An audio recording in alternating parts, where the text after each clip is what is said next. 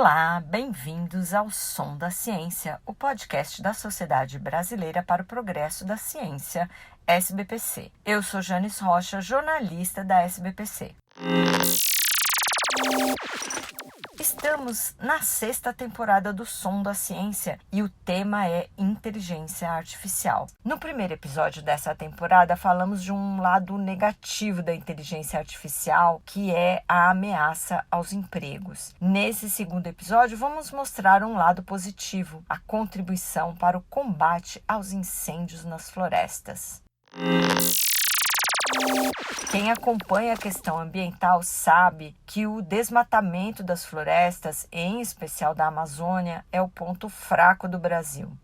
Segundo o levantamento do MapBiomas, de 1985 a 2022, portanto, em 37 anos, o país perdeu 96 milhões de hectares de vegetação nativa, uma área equivalente a 2,5 vezes o território da Alemanha. Isso dá cerca de 2,5 milhões de hectares destruídos por ano. A maior parte dessa perda foi para as atividades agropecuárias, que utilizam alguns métodos, mas o predominante são as queimadas. E quem vai falar com a gente sobre esse assunto é a Anne Alencar. Ela é paraense, geógrafa e coordenadora do MapBiomas, que é uma rede colaborativa formada por ONGs, universidades e startups de tecnologia dedicadas ao mapeamento do desmatamento no Brasil. No ano passado, a Anne ganhou um prêmio concedido pela Fundação Radiant Earth de mulheres líderes em aprendizado de máquinas para observação da Terra.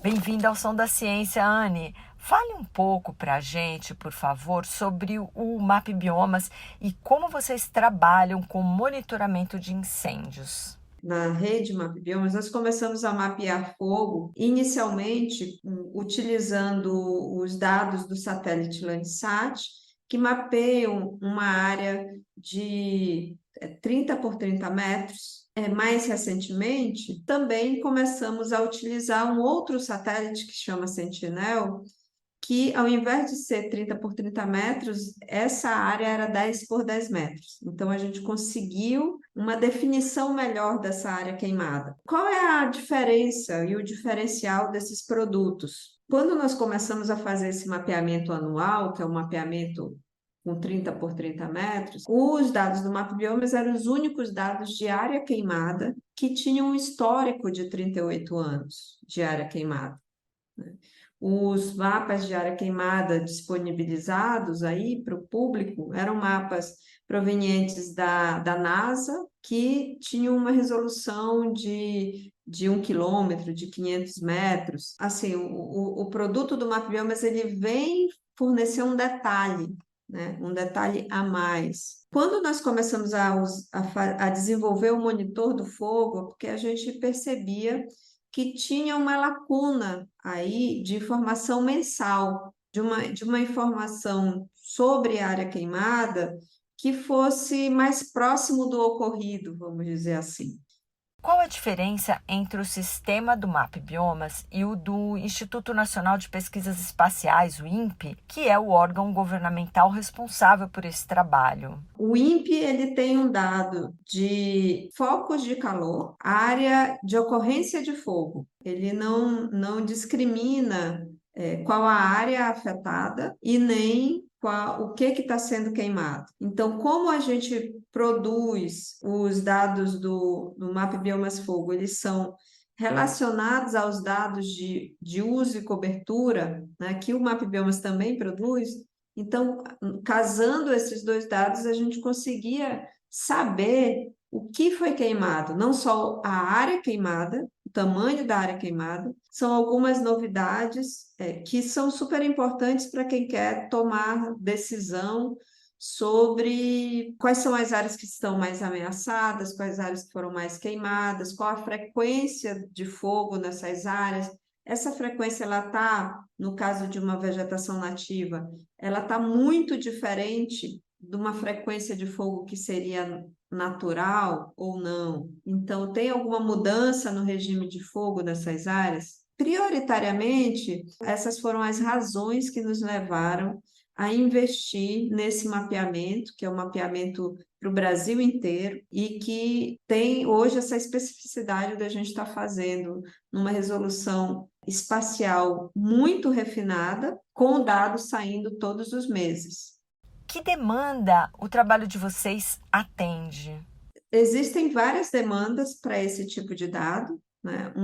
A demanda de pesquisa, por exemplo, né? Porque você entender se aonde está ocorrendo mais fogo ou menos fogo, qual a área que está sendo mais queimada, se isso tem um efeito no regime de fogo. Então, isso tudo influencia na tomada de decisão para a prevenção de incêndios, por exemplo. E aí eu vou te dar um exemplo. Se você tem uma área de savana, por exemplo, uma área de cerrado, o cerrado ele queima de tempos em tempos. E se você tem uma área em que o fogo foi completamente banido dessa área por, não sei, 3 décadas, significa que tem muito material combustível. Então, para os brigadistas, para as pessoas que trabalham com controle de fogo, essa vai ser uma área de atenção, porque é uma área que provavelmente tem um acúmulo de material combustível maior. Agora, queria que você falasse um pouco da tecnologia que o MapBiomas está utilizando, baseada em inteligência artificial. Mapear fogo é um desafio, porque as queimadas e os incêndios florestais, elas deixam cicatrizes nas imagens de satélite que são efêmeras, que podem desaparecer muito rápido. Aqui no Cerrado, por exemplo, quando uma área é queimada, em poucas semanas essa área volta a ficar verde. E o sinal para o satélite desaparece. Principalmente se for campestre, muito campestre, o sinal desaparece muito rápido. Então, isso tudo são respostas que o satélite captura e quando não tem essa resposta, quando o capim começa a crescer, fica verde novamente, aquele sinal do fogo desaparece. Como o trabalho de mapeamento do fogo, ele exige que a gente tenha essa cicatriz aparecendo, a gente precisa ter capacidade de coletar todas as possíveis observações daquele lugar. Então, isso significa que, ao invés da gente pegar amostras, né, porque a gente precisa treinar um classificador, a gente precisa treinar o computador para ele começar a entender o que é queimado e o que não é.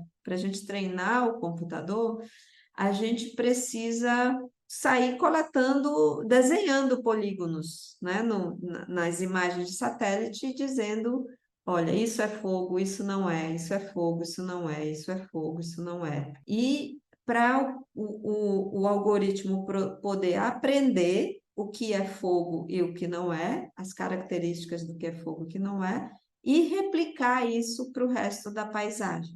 Então, é como a gente tem que ensinar, né, para os algoritmos ali, né, para os modelos, o que é fogo, quais são as características do fogo, do que é uma coisa queimada e as características do que não é. Vamos dizer, é um trabalho muito grande, né, coletar essas amostras, porque imagina o território nacional na sua diversidade de ambientes e de condições em que esse fogo pode acontecer. A gente tem que buscar toda essa diversidade, né, de possibilidades de área queimada e toda a diversidade de possibilidades de área não queimada para dizer para o algoritmo, quando você estiver passando na imagem, né, passando um scanner assim na imagem, e observar aquele padrão com aquelas características, você classifica como fogo. E aquele padrão com as características de não fogo, você classifica como não fogo. É aquilo que na linguagem da inteligência artificial se chama aprendizado de máquina, né? Machine learning.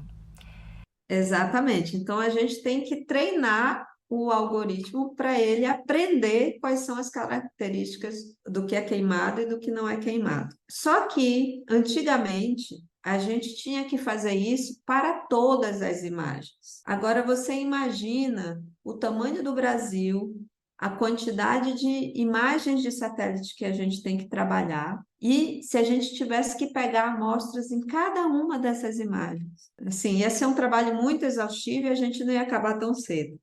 Então, o que que o aprendizado de máquina, né? O que que a inteligência artificial trouxe para a gente que é diferente daquilo que era feito?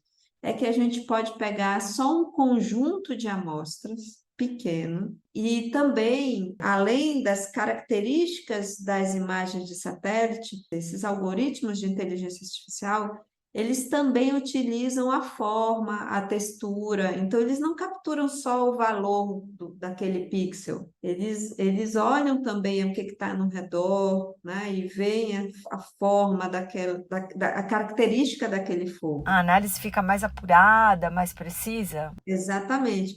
E quanto mais você coleta de amostras, mais ele vai entendendo quais as características daquilo que a gente quer mapear. Então, o poder de determinar o que é queimado e o que não é queimado é muito grande, muito maior e muito mais rápido.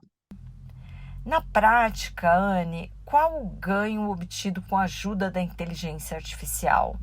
Usando a inteligência artificial, a gente pode coletar amostras de área queimada e não queimada em apenas um ano e classificar todos os anos da série. Em uma outra condição, a gente teria que, para cada imagem, calcular o que é queimado e o que não é queimado, individualmente, ir lá coletar. E no Brasil são várias imagens, assim, tipo, centenas. O que nós fizemos de classificar 38 anos de área queimada no Brasil, nós não conseguiríamos sem a inteligência artificial no tempo que a gente fez. Provavelmente nós ainda estaríamos fazendo o segundo ano. E agora, né, a gente está fazendo mensalmente. Imagina, mapear área queimada para o Brasil inteiro em 5 dias. A gente consegue ter esse mapa. A gente usa outros 5 a 10 dias para validar, para fazer as estatísticas, gerar tudo, mas em 5 dias a gente consegue gerar um mapa de área queimada para o Brasil inteiro. Cada vez que a gente roda o algoritmo, a gente acaba treinando mais esse algoritmo. Então, a capacidade dele acertar mais é bem maior. A questão dos incêndios florestais é muito séria, está no centro do debate do uso da terra, da degradação ambiental e das metas de redução do aquecimento global. Então, para finalizar, Anne, queria que você falasse para a gente qual a contribuição efetiva da tecnologia para esse debate mais amplo. A tecnologia, ela é um elemento fundamental para ajudar no combate ao fogo, né? E no monitoramento das políticas públicas relacionadas às queimadas, né, no Brasil, né? Para a gente entender e diagnosticar o problema, a gente precisa saber qual o tamanho da área que está sendo queimada, aonde está acontecendo isso. Então, a tecnologia e o avanço, né, esses avanços que a gente tem tido, não só no que diz respeito à inteligência artificial, mas também a disponibilidade de imagens e a velocidade de processamento. Então, todos esses avanços, eles são fundamentais para ajudar a gente a entender melhor o território e o que acontece nesse território. Então, o mapeamento de área queimada é uma dessas consequências, vamos dizer assim, dessa inovação tecnológica no que diz respeito não só à diversidade de imagens de satélite, mas a melhor qualidade dessas imagens, a maior capacidade de análise e processamento dessas imagens e também as tecnologias e os algoritmos que surgem como, por exemplo, esses relacionados que usam, né, a inteligência artificial como estratégia.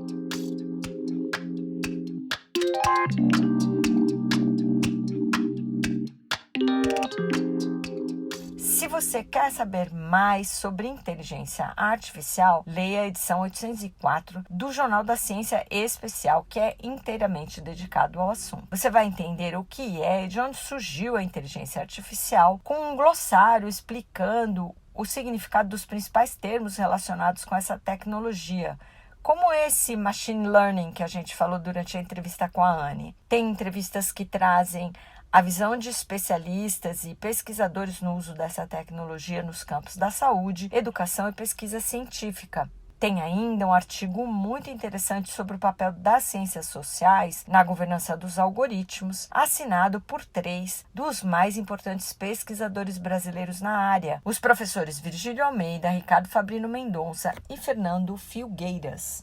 O Jornal da Ciência Especial está disponível para baixar em PDF gratuitamente no site jornaldaciencia.org.br na aba JC Especial. O podcast O Som da Ciência é uma produção da equipe de comunicação da SBPC e está disponível nas principais plataformas agregadoras de podcasts. Ouça, compartilhe e assine o feed para receber todos os novos episódios. Até a próxima, tchau!